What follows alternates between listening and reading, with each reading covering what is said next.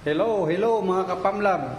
Ito po yung produkto natin, yung PAMLab terahertz device. Ang tawag po dito ngayon ay New Generation of Terahertz.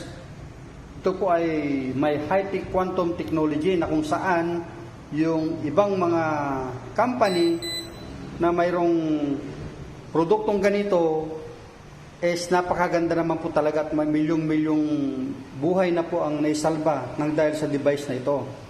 Ito naman po ay terahertz tester. Malalaman po natin kung yung produkto po nila na i-claim nila ay may terahertz. Ngayon, ititest po natin. Paano pag-test? Makikita po natin dito sa device, ilalapat po ninyo kung talagang yan ay tutunog, kung may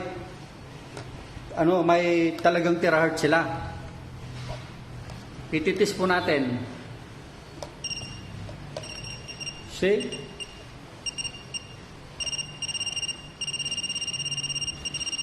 May terahertz po. Yung iba, tinis po natin, mahirap naman po manira. Baka sabihin nila, sinisira po natin sila. Clinic-claim nila na may terahertz. Pero, nung itinis po natin, wala naman. Mainam naman po siguro, mas maganda. Dadalhin na lang po nila yung kanilang terahertz device nang sa ganon o yung blower device nila para matest po natin kung talagang may terahertz. Ito po, maliwanag na maliwanag. Yan o. Yan. Ibig sabihin, ito yung terahertz tester, may itong device na to, yung PAMLab device, yung PAMLab New Generation of Terahertz, talagang may terahertz siya. Hindi po sinasabi lang. Okay?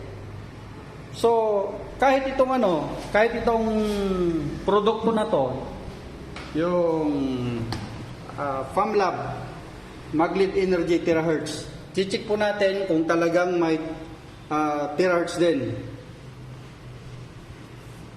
Yan. Yan o. Hindi lang po yung blower natin. Maski itong